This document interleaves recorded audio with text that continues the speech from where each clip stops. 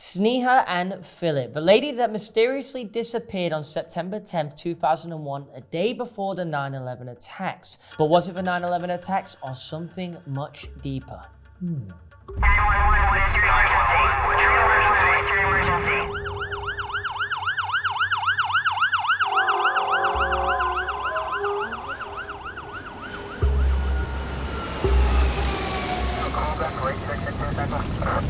Negative, K, nothing further, just kitty candy in a corner.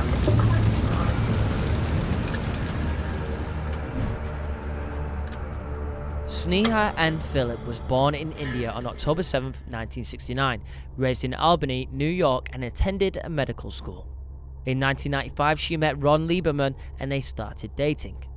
She was 1 year ahead of him in her studies and so decided to let him catch up with her by spending a year traveling around Italy whilst he studied. They both graduated in 1999 and got married in May of 2000.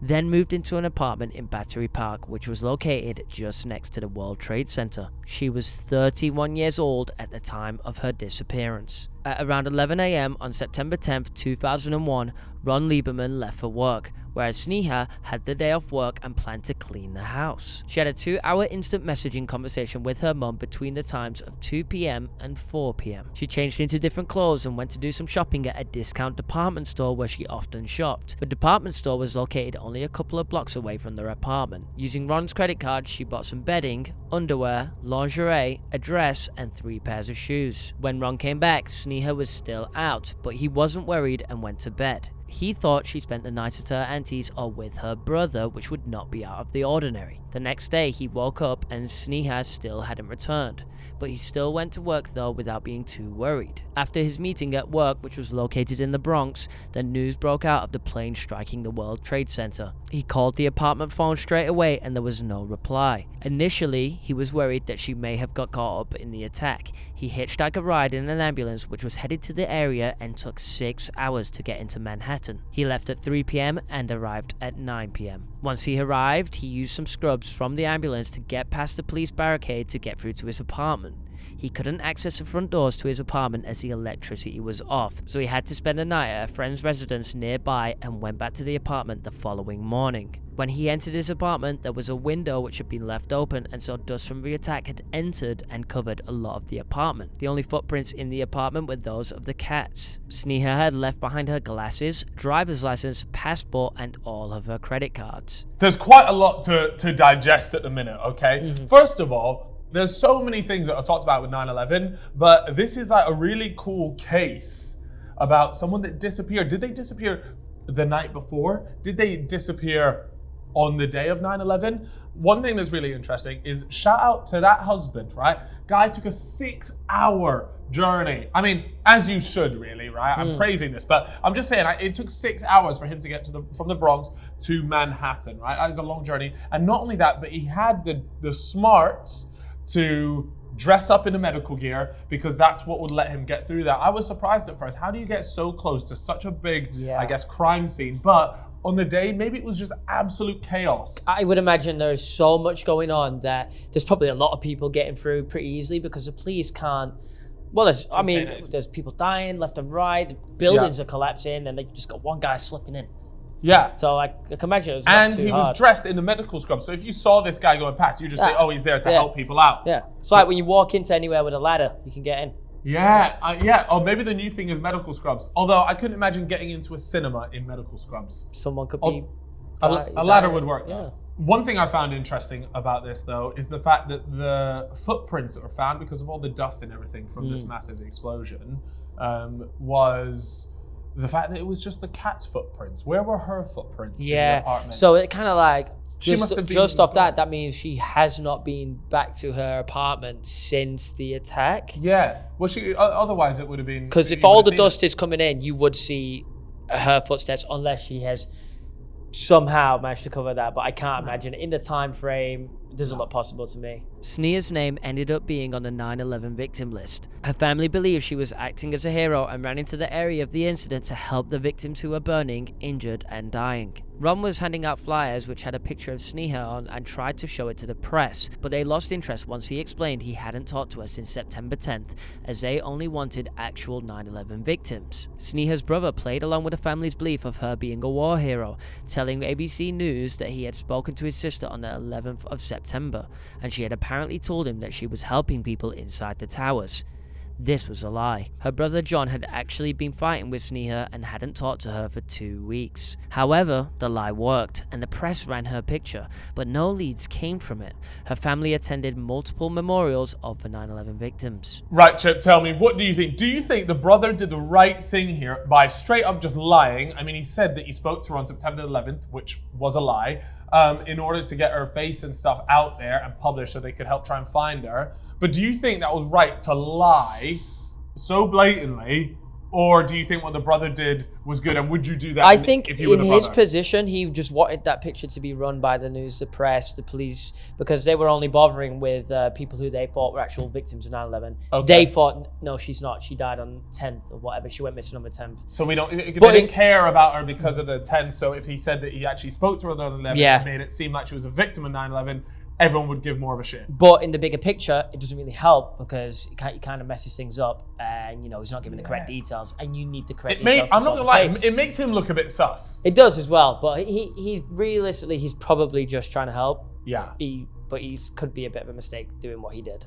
Yeah, I'll be interested to see, because there's a bit of a moral thing there as well, right? It's like lying as is it almost a bit disrespectful to the actual victims of 9/11? But he probably don't care in that moment. No, you wouldn't. Yeah, he wouldn't, would you? Ron tried contacting the shops where she had purchased the items on the 10th and handed out flyers to those shops. The shoe department clerk called Ron and said she recognized Sneha as she was a regular. She told him she saw her with a friend on the 10th and described the friend as being in her early 30s, dark-skinned, and possibly Indian. The shoe department itself does not have any security cameras, but Ron spent 3 weeks looking over the security cameras placed in the department store and finally found footage of Sneha in the coat department.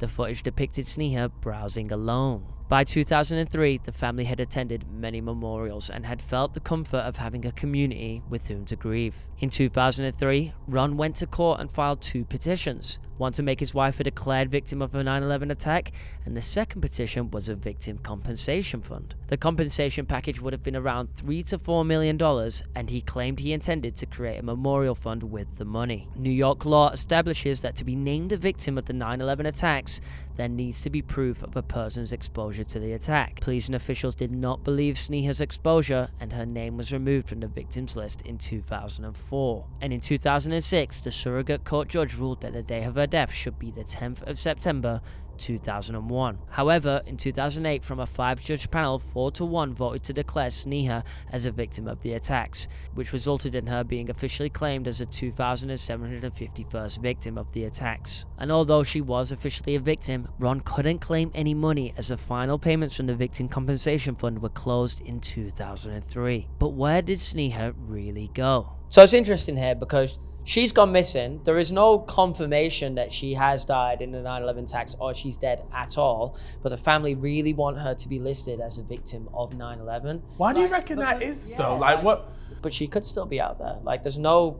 No one's found her body. There is. She could be alive. She could have been kidnapped. She isn't preferred to be dead. Yeah. Why would you really want her to be listed as a 9/11 victim? Does it help you grieve? Does it help you get over it, maybe, potentially? I think if you were listed there, it almost gives them a bit of closure, right? And I don't know whether they just want to believe their own story and that's how they like cope with this. Is because if they can almost convince themselves that this is how it happened, it's probably a much easier thing to get over. And this idea that she was actually going in and helping people out, a war hero. Yeah, she essentially died a hero, right? Yeah.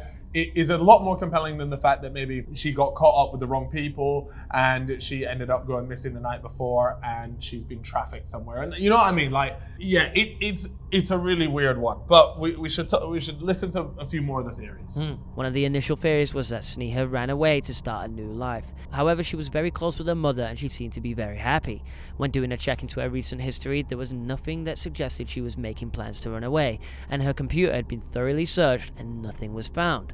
Also, she left behind her passport, driver's license, and credit cards. All things she probably would have needed if she was planning to run away. I'm not too sure about this theory, Chip. I think it's a bit of a weak one. The case is that her life was really kind of just falling apart at the time, and she wanted to completely run away, so she used 9/11 as that sort of like an opportunity. But again, she left passport, driver's license, credit cards, all these things that you would kind of need to run away. And not only that, but if we remember, the cat's footsteps were the only one in the dust. So if this happened, if she wanted to do this, she saw this 9/11 thing happen, which, by the way, that would be a really weird thing to be the first thing to think of. Like, wow, right next to me, a plane has just hit straight into a tower. I can use this as my chance to run away. Like, I think you would be more concerned about your actual own life. Unless she really did just think, wow, I could go and they'll probably think I died in this. That would be some serious. That would be some messed up thinking. But I mean, the weirdest things have happened. But again, it's only the cat footprints in there. If they really wanted to run away, surely she would have gone back into her apartment for at least something, right? A trace, some kind of plastic trace, like her using her credit cards, anything. There's got to be some digital footprint left behind. Yeah. And if she didn't go back into that apartment, which means she didn't get any of her stuff. We're going to speak about this in a bit. She was staying at other people's houses. Potential that she had a lot of her other stuff at other people's elsewhere. houses. She'd maybe no, because she couldn't have known 9/11 was happening. Otherwise, we go into a deeper conspiracy and say that Sneha is the reason 9/11 happened. And we're not going into that. Let's go on to the next theory. The next theory claims that Sneha died in the 9/11 attacks. There was footage found at 8:43 a.m. of a woman who appeared to look like Sneha. She waited for the lift for a couple of minutes and then abruptly left. The timestamp, 8:43 a.m., was 3 minutes before the plane crashed into the North Tower, and so maybe she ran out because of the commotion which was happening outside. The person on the tape seemed to be wearing the same outfit Sneha had worn the previous day. Police could not confirm if it was Sneha in the footage. Plus, there was no physical evidence to suggest she was killed in the attack. At least 60% of the victims from the World Trade Center had been identified by 2019 through DNA testing of remains or by identifying jewelry or other belongings found at the scene. The family are still hoping that her jewelry will help identify her. She always wore her wedding band, engagement ring, diamond earrings, and a minu, which is a pendant with a cross, a symbol of Christianity. For me, Chip, this theory is pretty strong, right? She's died in 9/11. It's a bit annoying that we can't tell that it's actually her. The idea that she's maybe gone in there, the attacks happened, and then from there she's gone out. She's tried to help the people that involved in the attack, and then she just got caught up in it and died. There's still a lot of victims that haven't been identified. Yeah, I mean, 60% of the victims have been identified. That leaves a lot more. At least 40%, which is a lot. Over 3,000 people died in the attacks. Yeah, she could just be one of those victims that hasn't been identified. Yeah, there's a really high chance that is just the case. And all the details before are just little weird coincidences and strange things that happened. To make it seem like there's actually something deeper. When really something bigger might not be at play. Yeah. But maybe there is. The next theory suggests foul play. When the police were looking into Sneha's life, they found signs of a double life. It all started in spring 2001, when her contract as a medical intern wasn't going to renew, due to tardiness and alcohol-related issues. After this news broke out, on an intern drinks night out, she reported to the police one of the interns groping her. But rather than believing her, the Manhattan DA's office put her into jail for false reporting. The prosecutor offered to drop the charges if she withdrew her allegation.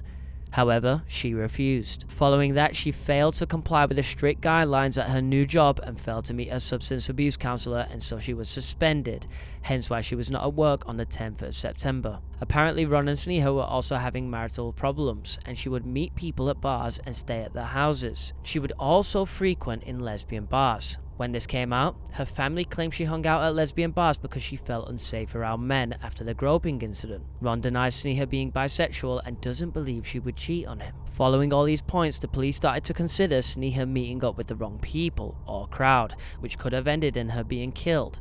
The family did not want to accept the police's findings, and the court ruled Sneha as a victim. Only the police believed this evidence, but why would the police lie about the evidence they found? Well, I mean, it's safe to say that Sneha's life was in a pretty bad way on the 10th of September. It was, yeah.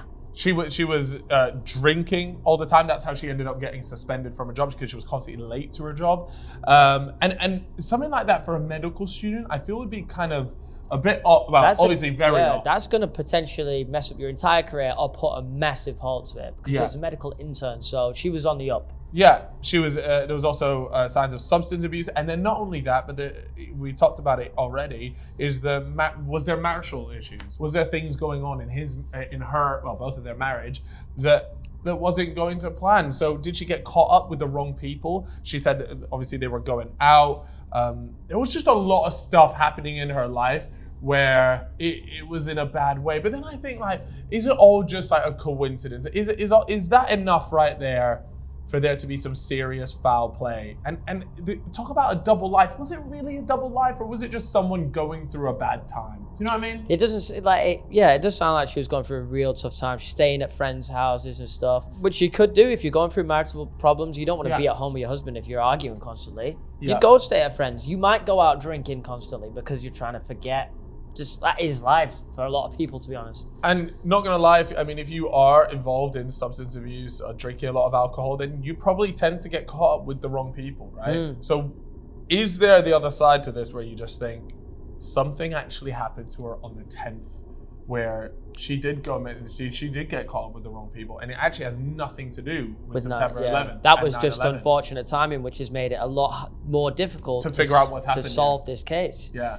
The final theory is that she was killed by her husband, Ron. Apparently, witnesses claim that they saw a fight happen between Sneha and Ron in the courthouse on September 10th when she was there to plead not guilty to the false complaint charge. Another discovery was that although Ron said he spent the night alone in the apartment on the night of the 10th waiting for Sneha, he received a phone call on his mobile from their home phone at around 4 a.m. It leads into the theory that Ron potentially went out to look for Sneha at the night, and then Sneha returned and called Ron. Maybe something had happened and he had killed her, tied her up, and hid the body somewhere. The police, however, don't believe in Ron's involvement. Plus, in the aftermath, he took a month off work to look for her, hired a private investigator, and eventually he ended up moving in with Sneha's family. So the theory is, he's killed her for some reason, but if we're looking at it, there really isn't much of a motive here for Ron to do anything.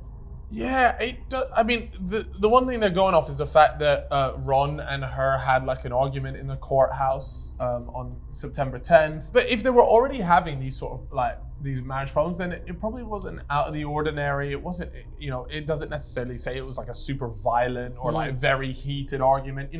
People bicker and have arguments like that all the time. Especially if it's in a courthouse because she's pleading not guilty to. Yeah. Saying some guy groped her. And then not only that, so what are they saying? That 9/11 was the perfect opportunity for him to then go and hide a body or things like that. But if we remember, the guy absolutely trekked it all the way back in to Manhattan on the day. He then moved in with her family. Like, would you go through all of that unless, right? And this has just come to me right now, Chib. I just had a moment here. A light bulb moment. Did he kill her on the 10th, or do whatever, or take her away on the 10th, all the way out, right, to the Bronx, get rid of her there, and then use 9/11 and gone, I'll make it seem like I was heading in to come and see my wife. That kind of... Coming in on my wife, going in there, there's no footprints of her in the apartment, because guess what, she didn't go around. Yeah, she was in the Bronx, she was being buried, and he's come back and used 9/11 as his cover-up. Yeah. Perfect timing for him. He didn't know 9/11 was going to happen, but he's like, oh, wow, like, craziest things just happened. I can use this. Yeah, and there was talks about, was she cheating in the relationship? Was this the final straw? I don't know. That's a good thing. At first, I was there like, no way did Ron do this. But there was also maybe, at the time, he probably, he definitely didn't know about it. But that compensation fund that we spoke about? Was that then a motive to have him her noted down as a 9/11 victim? Was he ever going to get a bit of a compensation? He said he was going to use it as a memorial fund, but a lot of people say a lot cover of up. things. Yeah, cover up. He could have spent $2 million on the fund and kept $2 million. Like, there might be a bit of information somewhere that sort of dispels that, because like the guy did come in. Jumped in an ambulance to get back. Like, that's quite a lot of effort. Surely you would maybe just get in a normal car and just make your way there. You wouldn't see the need to get in an ambulance and stuff. That seems all a bit ridiculous. Yeah, trying to get back quicker. Ambulance gets through the crowd of cars quicker. So I just don't know if because you would then just be slower to get there, it actually works in your favor. I feel bad sticking it on the husband here off of like a completely made up thing on the top of my Well, nugget. it's a theory, my friend. That's what it is. Can we not see more of this stuff? There has to be more to it, unless the only thing I can think of is that it was somehow all damaged in Yeah, 9/11. attacks potentially. But I feel that's a bit like, I mean, they do have footage, or at least some footage, so I'm not too sure. I'd like to know where that stuff went. Latest update is, yes, the family still want official recognition of her being a victim of 9/11. Look, the odds are small, but they plan to appeal the judge's death certificate decision. I can understand from the family's point of view why they would want this, but if I'm perfectly honest with you, there's just not enough evidence. I think, like, look, she went missing on the 10th. 9/11 happened, obviously, the day after. There's nothing to say that she did die from 9/11, right? No, she could still be out there. I kind of have a Yeah. little thing in my head Little thinking inkling. she has just smashed it and completely got away and just left her life behind because it was falling apart.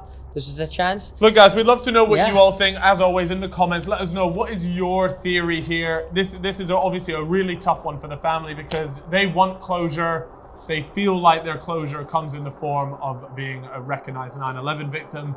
But is there enough to justify that? I don't know. You guys let us know down in the comments. Chip, tell them what they have to do. Make sure to subscribe, turn on notifications, follow us on Spotify as well because you can listen to the podcast over there. And we'll be back next Monday, 6 p.m. with another Unsolved Mystery. Woo!